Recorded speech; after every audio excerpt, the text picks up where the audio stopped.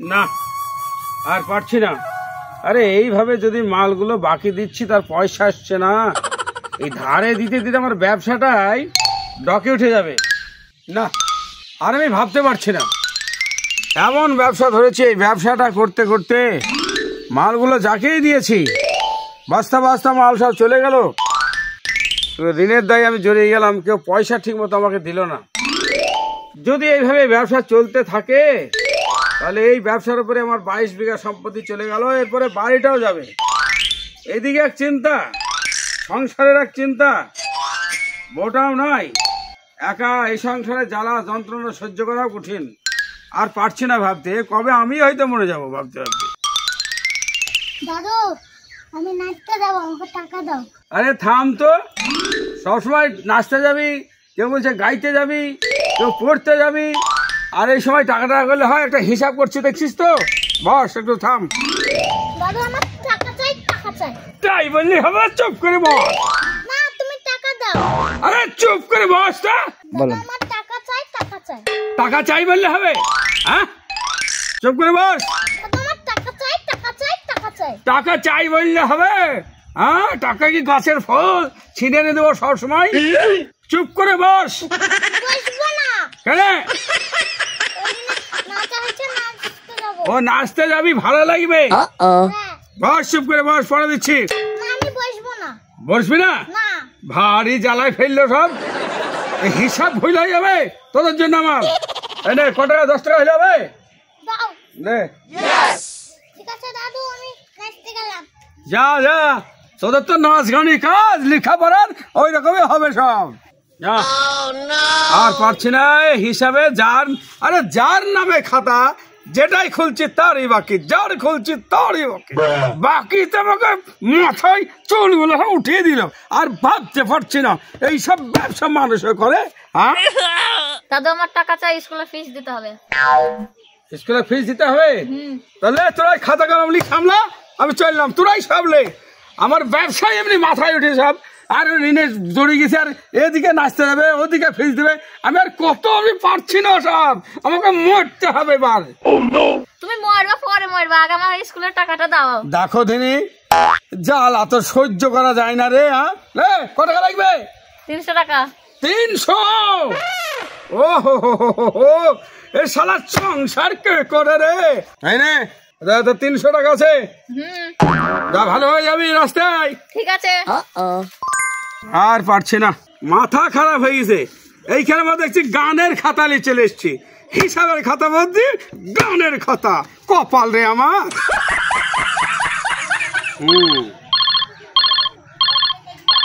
কি ব্যাপার, অসময়ে আবার কার ফোন আসলো? ও লালমোহন, তুমি তো ভাই 1.5 টাকা দিয়ে গেছো আমাকে। হ্যাঁ হ্যাঁ হ্যাঁ বলেন। মালটা কখন পাবো? আরে লালমোহন বাবু, মালটা এখনো দোকানে পৌঁছায়নি। কি? মালটা কিন্তু এখনো পৌঁছায়নি। মাল পৌঁছায়নি? না। আরে আমার ছোট ছেলেকে দিয়ে আমি মাল পাঠিয়ে দিয়েছি, ঘন্টা 3 আগে সে মাল তো চলে যাবার কথা। মালটা এখন আমি পাইনি, আপনি ভালো করে দেখুন তাড়াতাড়ি। ও তাহলে দেখুন, যানজটের ব্যাপার, হয়তো রাস্তা টাস্তা জাম হয়েছে, অথবা গাড়ি টাড়ি খারাপ হয়ে যেতে পারে। মাল পৌঁছে যাবে, চিন্তা নাই। আচ্ছা আচ্ছা। আর এই বিলটা করে টাকাটা ড্রাইভারের হাত দিয়ে পাঠিয়ে দিয়েন, বুঝলেন? দেখছি। না না না, তো এইভাবে আর বাকি দেওয়া যাবে না। দয়া করে এইভাবে মালের যা টাকা, আপনি টাকাটা পাঠিয়ে দেন। বললাম তো দেখছি। আচ্ছা আচ্ছা ঠিক আছে ঠিক আছে, আমি দেখছি। আপনারা একটু ভাববেন না, কারণ দেখছি আমার ছোট ছেলে গাড়ি নিয়ে গেছে মাল দিতে, আপনাকে এখনো পৌঁছায়নি। আচ্ছা আচ্ছা। আপনি চিন্তা করবেন না, সেই সকালবেলায় মাল পাঠিয়ে দিয়েছি, এখনো পর্যন্ত যায়নি। আচ্ছা আমি দেখছি ব্যাপারটা গেল কোথায় ছেলেটা? সকালবেলায় এত মাল পাঠিয়ে দিলাম গাড়ি ভর্তি করে, আর এখনো মাল পৌঁছায়নি। তাহলে ছেলেটা গেল কোথায় দেখি। ঠিক আছে বাবা, তাহলে আমি আসছি। ঠিক আছে মানে? আমি আর পারছি না এই সংসারের কাজ করতে, আমার শরীর চলছে না। এই অবস্থাতে খেটে খেটে মরছি। আমি মায়ের বাড়ি যাব, আমার আরামের দরকার। আর আমি জানি মা, শোনো, আমি জানি কোন সময় মেয়েদের আরামের প্রয়োজন। তুমি যদি এই সময় এখন চলে যাও, হয়তো তোমার একটু কষ্ট হচ্ছে, এটা ঠিকই। তাহলে আমরা যে খেতে পাবো না, আমাদের সংসারে তোমার শাশুড়িমা বহু আগে সংসার থেকে চলে গেছে, তুমি ভালোভাবে জানো। এই সংসারে তোমরাই হাল ধরে আছো। আর এই সময় যদি তুমিও চলে যাও তাহলে আমরা খাওয়া বাগানে মরে যেতে আমার পারি। দিকটা কেউ ভাবছে না, সবাই আপন আপন দিকটা ভাবছে। আমার দিকটাও তো ভাবেন, আমি সারাদিন খেটে খেটে যে মরে যাচ্ছি। ভাবছি আর কটা দিন থামো, আমি যথাযথ সময়ে আমি গাড়ি করে ওখানে পাঠিয়ে দেওয়ার ব্যবস্থা করবো। একটু থামো কদিন। আর কতদিন থামবো? পারছি না থামতে, আপনাদের তো নজরই নাই আমার দিকে। ঠিক আছে বাবা, তাহলে আমি না থামো। তুমি এই সময় যেও না। মেয়েদের কখন যাওয়ার প্রয়োজন হয় আর কখন হয় না আমরাও খানিক জানি। তবে কষ্ট তোমার হচ্ছে এটা ঠিকই, শারীরিক অবস্থা ভালো না। তো দুদিন থামো, আমার সংসারে কদিন থেকে যাও, তারপরে তোমাকে যখন বলবো প্রয়োজন হলে আমি গাড়ি করে লোক দিয়ে ছেলেকে বলবো গাড়ি করে নিয়ে গিয়ে মায়ের বাড়িতে। আপনারা তো আপনাদের অবস্থাটা বুঝছেন, আমারটা তো বুঝছেন না। আচ্ছা, ওই যে ওই পাড়ার ওই ক্যাবলার বেটার বউ তো এখানে তো শ্বশুর বাড়িতে তার সন্তান হয়েছে। ওর সময় পূর্ণ হয়ে গিয়েছিল, তাই হয়েছে। আমি যাব মায়ের বাড়ি। তোমরা যেতে পাবে না এখন, আমার কথাটা শোনো। আর যদি যেতে হয় তাহলে ছেলে আসুক, কলকাতা গেছে, ও আসলে তাকে জিজ্ঞাসা করে তুমি যাবা। আমি বলতে পারবো না, আমার কথা যখন রাখবেই না, আমি যখন বাড়ির কেউ না, তখন আমি আর যেতে বলতে পারছি না। ছেলে আসুক তারপরে যাবা। যাও বাড়ির ভিতরে যাও এখন। ঠিক আছে বাবা, তাহলে আপনি যেতে দিবেন না? না আমি যেতে দিতে পারবো না। তুমি এখন থাকো, ছেলে কলকাতা থেকে ফিরে আসলে তুমি যাবে।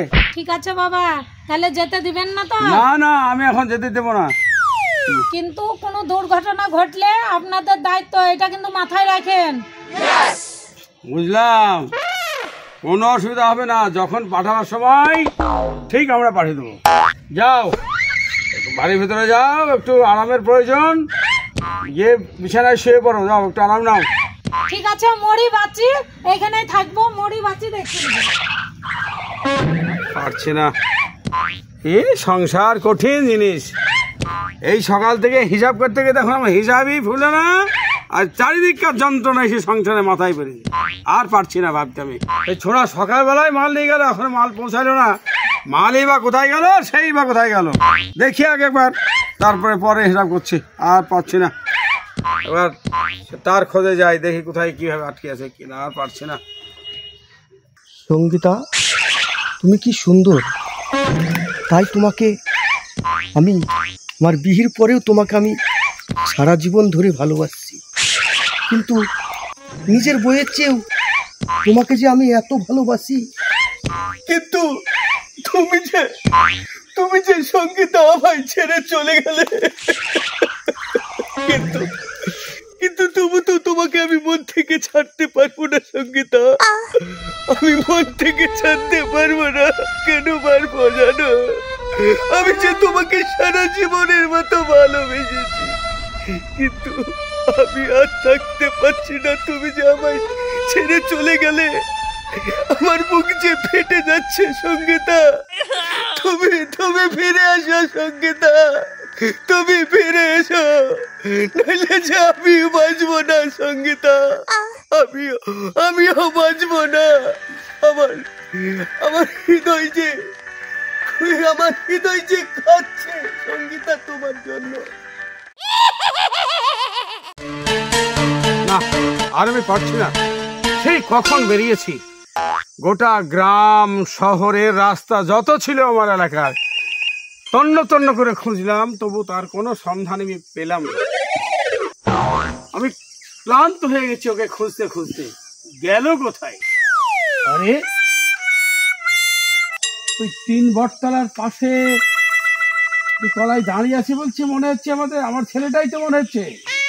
গাড়ির রাস্তাটার কন্ডিশনটা খুব একটা ভালো না, গাড়িটা এখানে রেখেই যায়।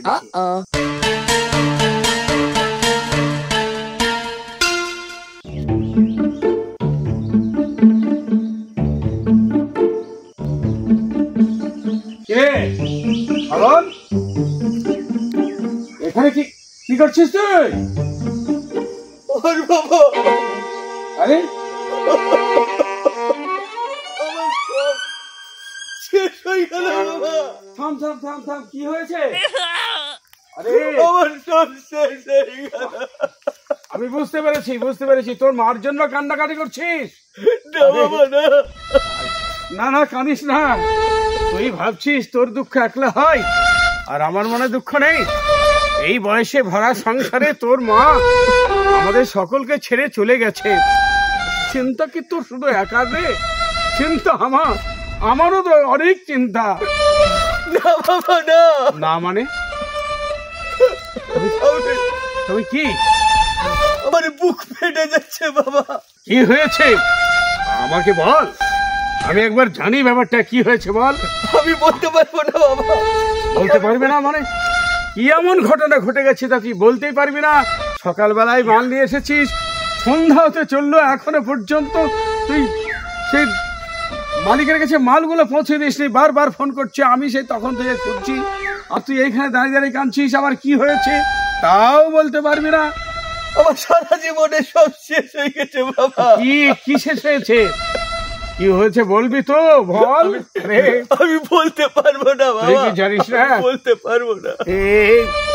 এই সংসারে তোর মা চলে যাওয়ার পর দায়িত্ব তো আমার। এখন বর্তমানে আমি তোর মা, আমি তোর বাবা, আমি সব। আমার তো দ্বিগুণ দুঃখ হয় তোদের চোখে জল দেখলে। এই বয়সে আমার ব্যবসার হালও খারাপ, আবার তোরা যদি এভাবে কাঁদিস কারণে দুঃখ পেয়ে, তাহলে আমি কেমন করে হাল ধরবো বল সংসারে? বল বাবা বল, কি হয়েছে? বলতে পারবো না বাবা, বলতে পারবো না।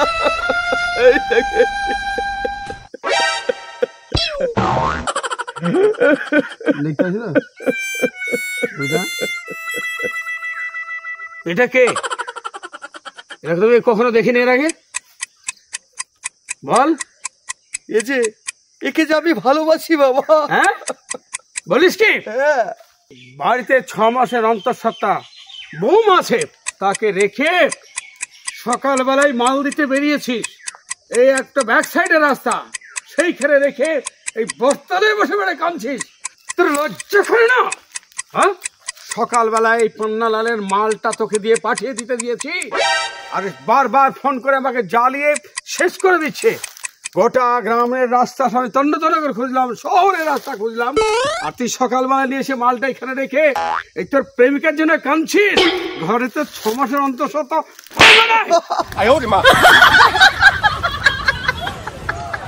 তোর এই শিক্ষা দিয়েছি তোমাকে আমি? লজ্জায় আমার মাথা কাটা দিচ্ছে। আমি কি সব জন্ম দিয়েছি? বাড়িতে বৌমাকে রেখে এসে আবার নতুন করে এই বয়সে তোরের মেয়ের চিন্তা ভাবনা। আগে জানলে তোর মার সঙ্গে গলা টিপে তো খালি ওই একই সঙ্গে শ্মশানে পাঠাতাম। বুঝলাম, এতদিনেই বুঝতে পারলাম এই মোবাইলটা, ওই মোবাইলে তোর সর্বনাশ করছে। এই মোবাইলের আমি তোকে রাখবো না। ছাড় মোবাইল, ছাড় বাচ্চি, ছাড়।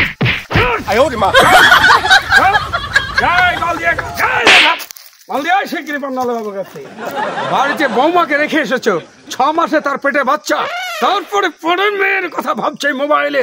তোমার লজ্জা করে না? সব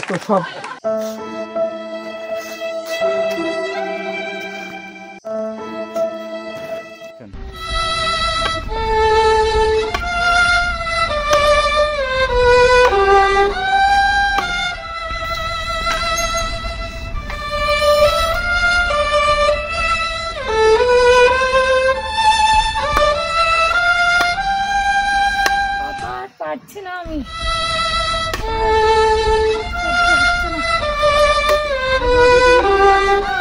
আরে ছি ছি ছি, বৌদি তুমি এইরকম মানুষ, বাড়িতে একটা শ্বশুর মশাই কি গ্যাস কিনে দিতে পারেননি? এই পেটে বাচ্চা নিয়ে এইভাবে কাজ করা তো ঠিক নয়। দেখি তো তোমার বাপ কিরকম ভাবে কাজ করে নিচ্ছে। বাড়ির বউ বাড়ির কাজ করবে না, কেমন ধরনের কথা বলছো? ওই তোমাকে যে আমি এরকম ভাবে কাজ করিনি? না, আমি করিনি তোমাদের বাড়িতে কাজ। আমি কত হাতে হিল্লা দিই তোমাকে, তাও কত হেল্পার করি। আর দেখিছো, বৌদি দাও, আমাকে দাও, আমি ফেরি দিচ্ছি। বাবা কোথায় গেছে? আমার কাজ আমাকেই করতে হবে গো, আমাকেই করতে দাও। দেখো দিনি, না না না, তোমার একটু লেন্সের দরকার আছে, যাও রাখো রাখো, আমি দেখছি। আচ্ছা ঠিক আছে, তোমরা সব হাত ধুয়ে নাও, আমি জল খাবারের ব্যবস্থা করছি। ঠিক আছে, দেখছি শ্বশুর মশাই আসুক, তারপরে আমি দেখছি ওকে। আমার বাবার কি ছিল তুমি? আমি আবার কি ছিড়বো? তুমি যেমন বাড়িতে যে কাজ করতে যে বাবার বাড়ি চলো বাবার বাড়ি চলো তাই বলি, তখন ওরাও তো একটা পরের মেয়ে, এই যে পেটে বাচ্চা নিয়ে এইভাবে যে কাজ চুবাইছে, তুমি কাজ চুবাইতে পারবা? কেমন ধরনের কথা বলছো তুমি? বাড়ির বৌমা বাড়ির কাজ করবে না? বাড়ির কাজ করবে তাই বলি এই সব কাজ করে নিতে হবে? তাকে রান্না বাড়া টুকটাক কাজ সেই সব গুলো করবে। সবাই করে এরকম অবস্থায়, আমিও তো করেছি তোমাদের বাড়িতে। তাহলে আর তোমার ওই বাবার অত দরদ দেখাইতে হবে না, তোমার মুখে হাত দিতে আমি পারবো না। সেই লাট সাহেবের বেটা আসুক তারপরে দেখছি। হ্যাঁ, তুমি আমার বাবা ছিঁড়ে নিবা। ছিঁড়ি নেবাকে আগে আসতে দাও তারপরে দেখছি। আরে কোথায় গেল সে হত ছেলে? ফোনও তুলে না, কথাও বলে না, আর কিছু। বাবা কাজটাকে আপনি ঠিক করছেন? কেন যাবে বাবা? কি কাজ করলাম আমি? কাজ আপনি করেননি, কিন্তু এই যে দোলন্দি হ্যাঁ। আজ 6 মাসের হচ্ছে গর্ভবতী, আর এইরকম ধরনের শক্ত কাজ করে লিছেন তাকে দিয়ে।